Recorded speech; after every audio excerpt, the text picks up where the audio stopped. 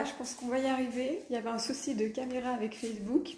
C'est assez régulier, on va dire. Alors, on va attendre que tout le monde se connecte. Est-ce que vous m'entendez? Est-ce que vous me voyez? Je ne sais pas si je suis au meilleur endroit pour que vous me voyez bien. Allez, n'hésitez pas à me mettre vos commentaires, vos prénoms, savoir qui est là.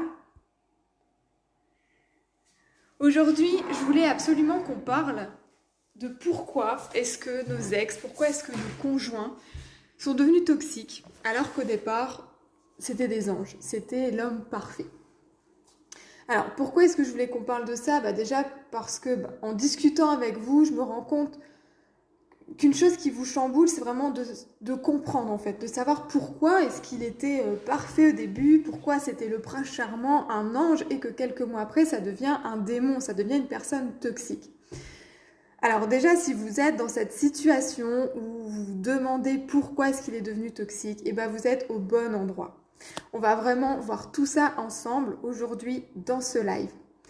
Alors mettez des pouces, des petits j'aime pour que je sache que vous êtes dans cette situation et que vous voulez comprendre pourquoi est-ce qu'ils deviennent toxiques, pourquoi est-ce qu'on enchaîne des relations toxiques. C'est pareil, moi j'ai fait ça pendant 10 ans, enchaîné avec des personnes qui finalement ne me convenaient pas. Et encore, le dernier, avant que je rencontre Jonathan, c'était pareil. Le début, mais c'est les paillettes, c'est les papillons dans le ventre, ils sont parfaits. On a l'impression qu'on pourrait vivre tout seul à deux sur la planète, que ça serait super cool. Voilà, c'est les restos, les cadeaux, les super moments ensemble. Et pourquoi, quelques mois après, ils nous font souffrir? Pourquoi est-ce qu'ils deviennent manipulateurs? Pourquoi est-ce qu'on devient malheureuse dans cette relation alors qu'au départ, c'était le bonheur? Pourquoi? Est-ce que vous êtes dans cette situation? Mettez-moi des petits pouces pour que je sache si vous êtes dans ce cas-là aussi, tout comme moi je l'ai été pendant des années.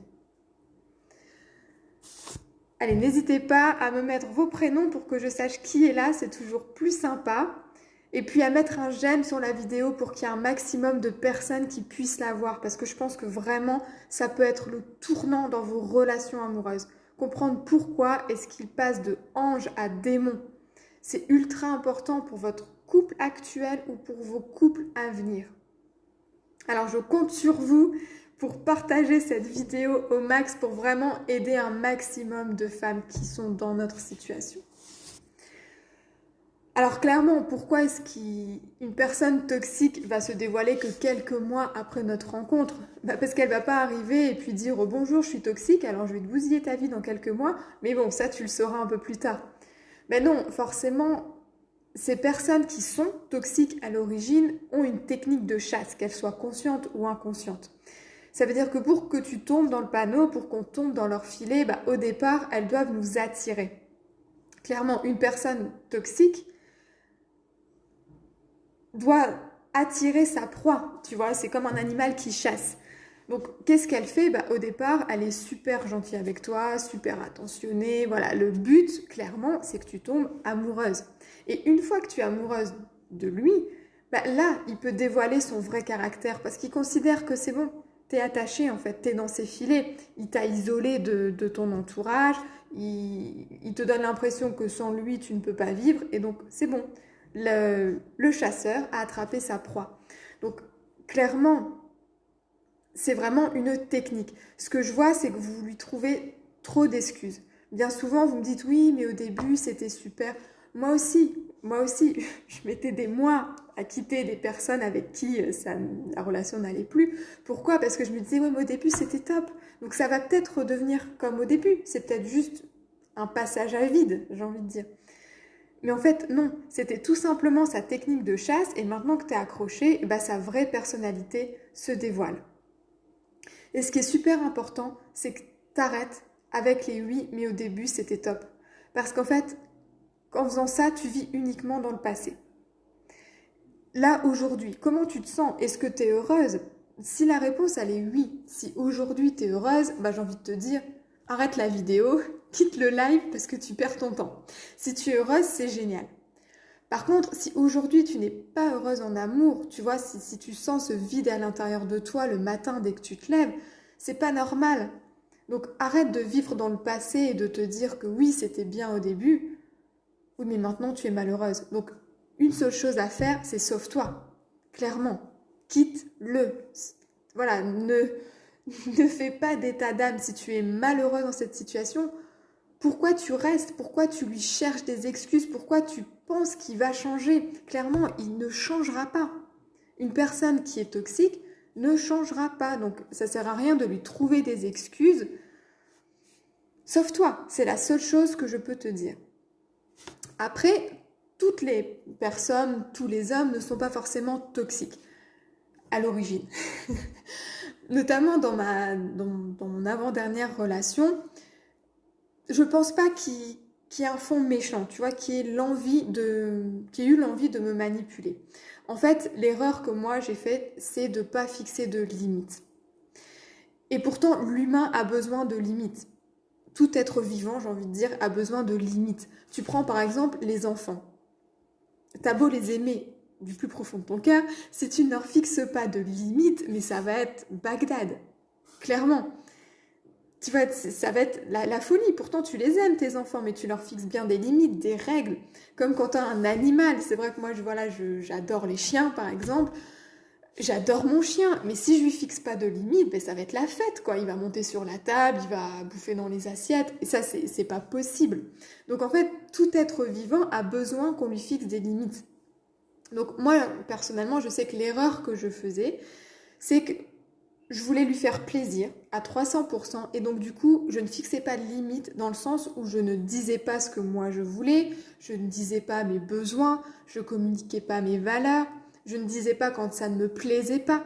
Tu vois, je voulais tout le temps lui faire plaisir en fait, rester parfaite à ses yeux. Et en fait, c'est juste que tu es trop gentil parce que tu as peur de le perdre. Et quand tu es dans ce mindset-là, quand tu as peur de le perdre et donc du coup tu laisses tout passer, c'est voué à l'échec. C'est voué à l'échec parce que déjà, de une, lui il va aimer une personne qui n'est pas toi en réalité. Et de deux, toi ça va pas durer très longtemps. Cette histoire de ne pas t'écouter, de ne pas écouter tes besoins, tes valeurs, tu vas forcément finir par être malheureuse. Clairement. Alors ça, il faut savoir que c'est pas ta faute. Dans le sens où si tu n'arrives pas aujourd'hui à poser des limites, c'est juste que tu as un manque de confiance en toi. En fait, tu as tellement peur de le perdre, de te retrouver seule, que tu t'oublies. Tu acceptes de t'oublier dans un premier temps. Donc, pour vaincre ça, il faut vraiment travailler ton estime de toi, ton amour pour toi et surtout ta confiance en toi. C'est vraiment ce qui va te permettre de fixer des limites, de communiquer à ton conjoint ce qui ne va, ce qui ne te va pas, ce dont tu as besoin. Et donc de pérenniser votre relation et non pas de transformer votre relation en une relation toxique, clairement. Les autres profils aussi qui font que ton ange se transforme en démon, que ton prince charmant devient une personne toxique, c'est quand tu te laisses vampiriser. Alors, qu'est-ce que j'entends par là?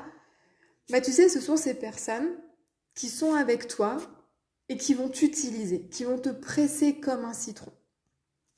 J'ai encore eu une coachée dernièrement qui attirait ce profil d'homme. Elle m'expliquait que ça faisait plusieurs relations où, en fait, c'était des personnes qui étaient en difficulté, donc soit une rupture compliquée, soit des problèmes d'argent, voilà. Des personnes qui avaient un problème, et elle, en fait, elle faisait tout pour eux.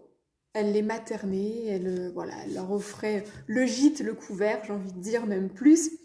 Et donc du coup, dans un premier temps, elle était heureuse parce qu'elle lui rendait service et parce que lui, du coup, en échange, il était là pour elle. Sauf qu'au bout d'un moment, au bout de quelques mois, tu te rends compte que toi, tu donnes, mais tu reçois rien en échange. Donc en fait, tu te sens vide. Tu te sens vide parce qu'il n'y a personne qui remplit ton réservoir d'amour. Tu vois ?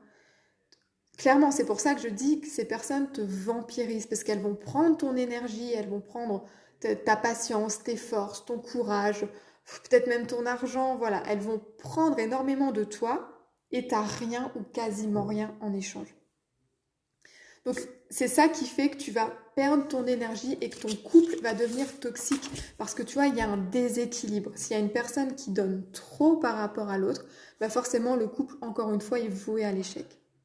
Donc, c'est peut-être pour ça que tu souffres aujourd'hui parce que justement, tu es vampirisé par ton conjoint qui t'a rabaissé, tu te sens vulnérable, tu te sens dépendante affective. Ça, c'est aussi quelque chose qui vous fait souffrir énormément. La dépendance affective, c'est quand votre réservoir d'amour à l'intérieur de vous, il est vide parce que l'autre en face, il ne le comble pas ou il ne le comble plus et vous ne savez pas le combler vous-même. Donc ça, c'est pareil. Pour arrêter de souffrir, clairement, travaille sur ça. Travaille sur ta dépendance affective. Travaille sur le fait que tu te sentes inférieur à l'autre. Et tu vas voir que tu vas commencer une nouvelle vie.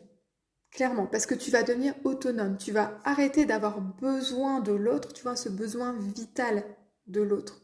Tu vas arrêter de te sentir vide le matin dès que tu te réveilles, clairement. Et surtout, tu vas arrêter d'attirer ces personnes toxiques, tu vois, qui te prennent, qui te pompent ton énergie, qui te pompent toute ta bonne humeur, ton affection à l'intérieur, et puis après qui te jettent comme une vieille chaussette. Donc voilà, pourquoi est-ce que nos princes charmants se sont transformés en démons? Eh bien, soit parce qu'ils étaient déjà toxiques à l'origine. Donc dans ces cas-là, fuis, arrête de vivre dans le passé, arrête de leur trouver des excuses et sauve-toi. Après, il est ultra important dans ton couple que tu fixes des limites, que tu apprennes à exprimer tes besoins, tes valeurs, ce qui te plaît, ce qui ne te plaît pas. Vraiment, il faut que tu travailles la confiance que tu as en toi. Et puis surtout, travaille cette dépendance affective, ce besoin d'amour que tu recherches exclusivement chez les autres, et apprends à te le donner toi-même pour éviter justement d'être vampirisé par ces hommes toxiques. Voilà, donc maintenant tu sais pourquoi ton prince charmant s'est transformé en démon, en personne toxique. Donc, je te laisse analyser ta situation, mettre des pouces pour que plein de personnes puissent voir la vidéo. Et puis surtout, comme tu fais partie du groupe, la recette d'une leaduse, n'oublie pas que tu peux avoir un appel gratuit avec Jonathan et moi pour que déjà nous puissions aborder ta situation concrètement et puis voir vraiment ton conjoint, à quel point il est toxique pour toi et ce qu'on peut faire surtout pour que tu retrouves ta joie de vivre. Et puis n'oublie pas aussi que tu peux bénéficier de l'atelier de Joe. Donc quand on fait partie du groupe La recette d'une leaduse, vous avez 1 heure de coaching avec Jonathan, donc qui est Love Coach. Et tout ça gratuitement, bien sûr, parce que c'est un privilège du groupe.